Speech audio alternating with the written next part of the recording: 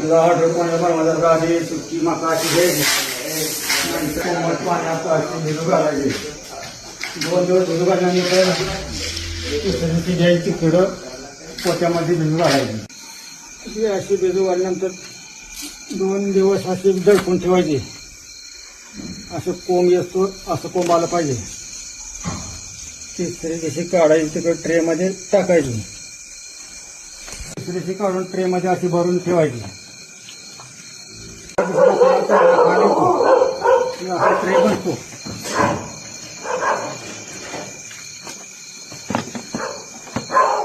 हे 8 दिवसांना असा जे ट्रे निघतो, निघल्यानंतर असा कुट्टीमध्ये घालायचा.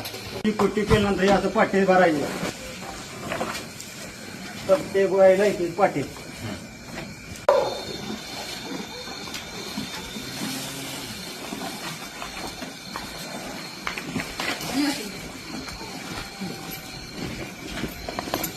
आम्ही बनवतो जे आम्हाला सांगत असतं त्याप्रमाणे आम्ही बनवलं आहे.